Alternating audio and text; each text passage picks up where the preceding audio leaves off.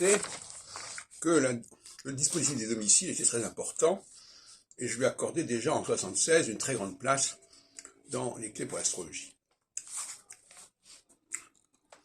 Mais je n'avais pas compris immédiatement comment il fallait l'aborder, c'est clair.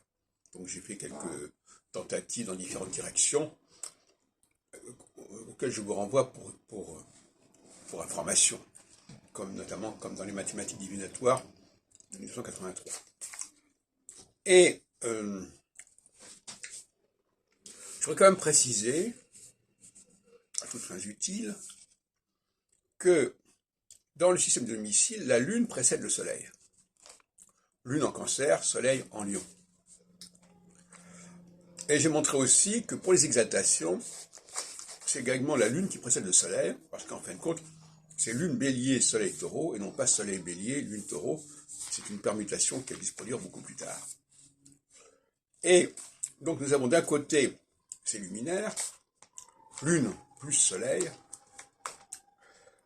et après, nous avons les 5 planètes dans l'ordre astronomique, Mercure, Vénus, Mars, Jupiter, Saturne. Donc on a 2 ordres successifs, et on essaie de fausser cette configuration en disant que le Soleil est au-dessus de la Lune, alors que c'est le contraire, c'est la Lune qui précède le Soleil, donc c'est pas du tout le même système. Là, voyez-vous, il y a une façon de lire les domiciles qui est faussée. Donc nous avons les luminaires, qui sont les curseurs, les prometteurs, plus 4 planètes qui correspondent aux 4 saisons, Mercure, Vénus, Mars, Jupiter, et puis un curseur majeur lourd qui est Saturne, qui se trouve placé à l'opposé du Soleil et de la Lune. Saturne en Capricorne face à la Lune en Cancer, Saturne en Balance face à la Lune en Bélier.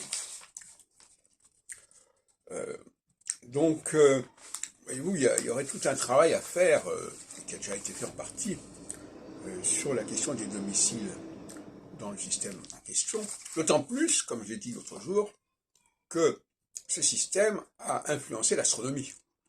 Puisque les astronomes se sont crus obligés de nommer les planètes à partir du dispositif astrologique, contrairement à ce qu'on peut croire. Ils l'ont fait à leur façon. Bon.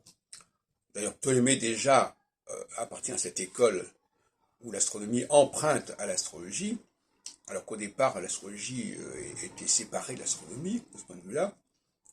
Là, il y a un emprunt qui crée de la confusion, d'ailleurs.